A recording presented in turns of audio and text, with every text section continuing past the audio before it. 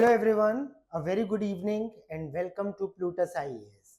Guys, we are going to start a series of videos related to IES, that is Indian Economic Services. So Indian Economic Services में अलग अलग topics पे हम एक series बना रहे हैं वीडियोस की, और इस सीरीज को देख करके ये मैं एक्सपेक्ट कर सकता हूँ और कोशिश करूँगा कि ये सीरीज बहुत ज़्यादा हेल्पफुल हो आपके लिए अगर आप एस्पिरेंट हैं इंडियन इकोनॉमिक सर्विसेज के। ठीक है, इसमें जो इकोनॉमिक टर्मिनोलॉजीज हैं, जो कुछ इकोनॉमिकल कॉन्सेप्ट्स हैं, उनको इन डेप्थ कवर करेंगे और आपको एक इंसाइट देंगे जिससे कि आप अपने पेपर में अच्छा परफॉर्म कर सकें और ये सीरीज आपके लिए हेल्पफुल हो सके। So let's get started. Today the topic in hand is government revenue. अगर आप इंडियन इकोनॉमी की बात करें तो, या किसी भी इकोनॉमी की फॉर दैट सेक बात करें, तो बात यह आती है कि गवर्नमेंट का रेवेन्यू कहां से आता है, गवर्नमेंट अपना रेवेन्यू कैसे जनरेट करती है। सो गाइस, गवर्नमेंट के रेवेन्यू के कई सारे सोर्सेस हैं, ओके। लेकिन पहले हम लोग जब यहाँ पे जंप करें कि गवर्नमेंट रेवेन्यू कहाँ से आता है, क्या होता है, उसके पहले दो इंपॉर्टेंट एस्पेक्ट हैं जो हमें समझना होगा from the perspective of government. ठीक है, देखिए, अगर हम रेवेन्यू की बात करें, दिस वर्ड रेवेन्यू, तो बिजनेस के हिसाब से इसका मतलब होता है जो भी आपके पास पैसा आ रहा है वो आप कहते हो आपका रेवेन्यू है। पर economically in terms of government ये रेवेन्यू का मतलब नहीं होता है। Then what is revenue? So revenue का मतलब होता है, रेवेन्यू एक फीचर है जो कि सिंबलाइज करता है शॉर्ट टर्म। अगर कोई भी चीज शॉर्ट टर्म है, दैट मींस लेस देन और इक्वल टू 1 ईयर उसका टाइम स्पैन है, और रेपिटेटिव या रेकरिंग है, रिपीट कर रही है अपने आप को। ठीक है, शॉर्ट टर्म है और रिपीट हो रही है तो वो कहलाती है रेवेन्यू। ठीक है, इसी तरह से एक और वर्ड भी आता है कैपिटल। कैपिटल का मतलब होता है, again in terms of government मैं बात कर रहा हूं, वरना कैपिटल का अगर दूसरे सेंस में देखें तो मतलब मशीन्स भी होता है। कैपिटल का मतलब ये होता है जो आपको रिटर्न दे। वो सब अलग अलग एस्पेक्ट्स हैं। अगर मैं गवर्नमेंट बजट के हिसाब से बात करूं तो यहां पर कैपिटल का मतलब होता है anything that is long term and non recurring और non repetitive in nature. Okay, वो कहलाता है कैपिटल। Getting my point? तो ये दो चीजें हमें समझ में आती हैं। अब बात करते हैं गवर्नमेंट रेवेन्यू की। तो सी गाइस, गवर्नमेंट रेवेन्यू जो है आपका, गवर्नमेंट अपना रेवेन्यू कैसे ऑब्टेन करती है? गवर्नमेंट रेवेन्यू को हम लोग अगर प्रॉपर सेंस में रिसिप्ट बोलें तो ये ज्यादा बेहतर चीज रहेगी।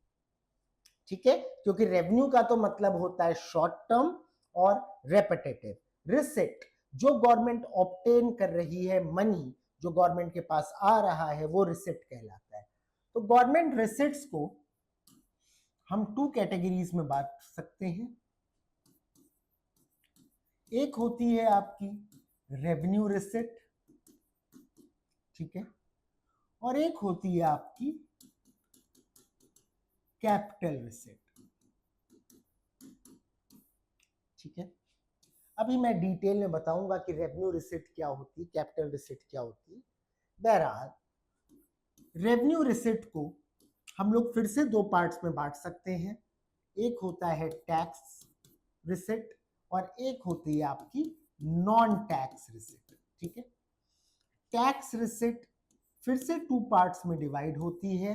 एक है आपका डायरेक्ट टैक्स,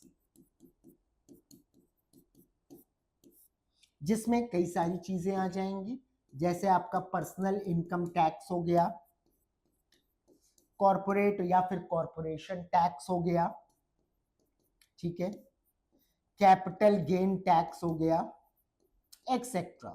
ठीक, वहीं दूसरी तरफ है हमारे इनडायरेक्ट टैक्सेस।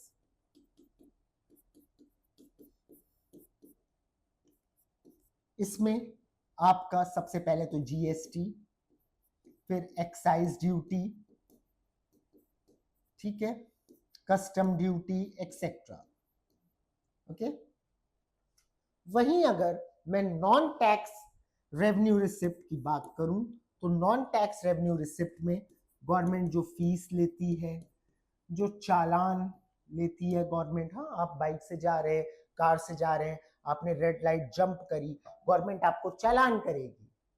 ठीक है, गवर्नमेंट आप पे जो पेनल्टीज लगाती है, ठीक है, या गवर्नमेंट ने जो पीएसयूज में पैसा इन्वेस्ट कर रखा है उससे जो गवर्नमेंट को डिविडेंड मिलता है, या गवर्नमेंट ने किसी पब्लिक एंटरप्राइज या पीएसयू को कुछ पैसा लोन की तरह दिया है तो उस पे जो इंटरेस्ट मिलता है एक्सेट्रा, ये सब के सब आपके नॉन टैक्स रेवेन्यू रिसिप्ट में आते हैं। Getting my point? अब अगर मैं कैपिटल रिसिप्ट की बात करूं तो कैपिटल रिसिप्ट में सबसे पहले आपका डिसइन्वेस्टमेंट आता है, उसके बाद जो गवर्नमेंट बोरोइंग करती है वो आता है, जो पैसा उधार लेती है। ठीक है, एक्सेट्रा। चलिए, ये तो मैंने आपको नटशेल में बता दिया कि ये सोर्सेस हैं गवर्नमेंट के पास रिसिप्ट के या पैसा आने के, जिसको आप गवर्नमेंट रेवेन्यू बोलते हो। ठीक है, अब एक एक करके इनको समझते हैं। तो सबसे पहले मैं बात करूंगा रेवेन्यू रिसिप्ट की।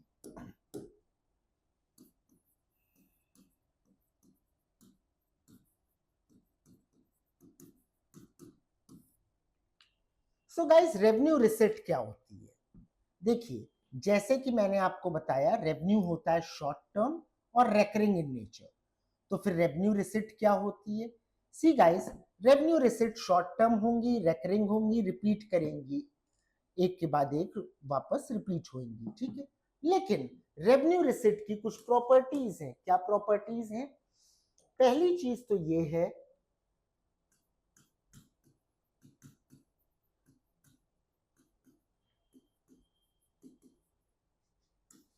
that it neither creates liability और साथ ही साथ nor reduces assets। अब दो टर्म्स आए हैं, लाइबिलिटी और एसेट्स, इनको समझते हैं। रेवेन्यू रिसिप्ट्स किसी भी तरह की लाइबिलिटी नहीं क्रिएट करती, ये कैरेक्टरिस्टिक है रेवेन्यू रिसिप्ट का। लाइबिलिटी क्या होता है? लाइबिलिटी को आप सिंपल टर्म्स में ये समझिए, आपका हेडेक है, आपका हेडेक है, आपका बर्डन है, यानी कि जो आपको वापस करना हो, जो आपको रिटर्न करना हो, वो आपके लिए लाइबिलिटी है। मान लीजिए आपने अपने किसी फ्रेंड से 10,000 रुपीज उधार ले लिए, अब आपको ये पैसे अपने फ्रेंड को लौटाने होंगे, अभी नहीं, 1 महीने बाद लौटाने होंगे, 2 महीने बाद लौटाने होंगे, तो ये आपके लिए क्या हो गया? ये आपके लिए लाइबिलिटी हो गई, आपको रिटर्न करना है। ठीक है, दूसरी चीज आती है एसेट। एसेट क्या होते हैं? एसेट आपकी वो इन्वेस्टमेंट्स हैं जो आपको रिटर्न देते हैं, या जिनसे आपकी इनकम जनरेट होती है, या फिर जिनकी वैल्यू राइज करती है। फॉर एग्जांपल, आपने गोल्ड खरीदा 10 ग्राम्स, तब गोल्ड 10 ग्राम्स 50,000 रुपीज का था। आफ्टर एन ईयर गोल्ड 80,000 का हो गया, तो वैल्यू बढ़ गई उसकी कि नहीं बढ़ गई? 50,000 से 80,000 एप्रिशिएट कर गई उसकी वैल्यू। यस और नो? तो ये क्या हुआ? एक एसेट हुआ। आपने कोई प्रॉपर्टी खरीदी 10 लाख की, 5 साल बाद वो 1 CR की हो गई, 90 लाख उसकी वैल्यू बढ़ी, आपके कैपिटल की वैल्यू इंक्रीज करी, ये क्या हुआ? एसेट हुआ। Getting my point? आपने कोई स्टॉक लिया, उस स्टॉक के प्राइसेस इंक्रीज करे, या उस स्टॉक से आपको डिविडेंड, जो प्रॉफिट का शेयर मिलता है शेयर होल्डर को, वो डिविडेंड कहलाता है।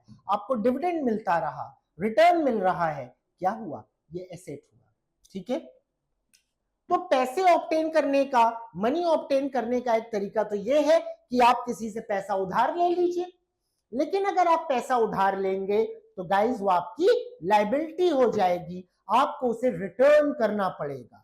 तो ध्यान देने वाली बात यह है कि रेवेन्यू रिसिप्ट लाइबिलिटी नहीं क्रिएट करती, यानी अगर कोई भी इनकम रेवेन्यू रिसिप्ट है तो वो आपके लिए हेडेक नहीं, आपको वापस नहीं करना है, आपके लिए लायबिलिटी नहीं है, ठीक है।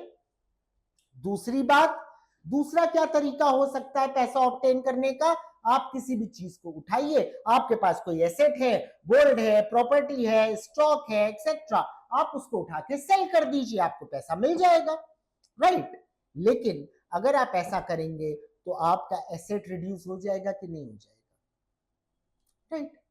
सो यहां पर क्या हो रहा है, आपने अपना एसेट रिड्यूस कर दिया, आपके पास जो एक अर्निंग आ रही थी आपने उसको कम कर दिया। लेकिन अगर रेवेन्यू रिसिट है तो उसमें एसेट भी रिड्यूस नहीं होता है। तो कोई भी चीज आपके सामने आए आप उसको इजीली क्लासिफाई कर सकते हो कि क्या वो रेवेन्यू रिसिट है कि नहीं है, बेस्ड ऑन दिस प्रॉपर्टी कि रेवेन्यू रिसिट ना तो लायबिलिटी क्रिएट करती है ना ही एसेट को रिड्यूस करती है। गॉट माय पॉइंट और नॉट? ओके, सो गाइस, इस वीडियो में हम लोगों ने रेवेन्यू रिसिट को समझा कि रेवेन्यू रिसिट क्या होता है। नेक्स्ट वीडियो में हम लोग टैक्स की बात करेंगे और नॉन टैक्स की बात करेंगे। So stay tuned guys, I hope you understood that what actually government revenue is, what actually we mean by revenue economically in terms of government, then what revenue receipts are. Okay, thank you, take care.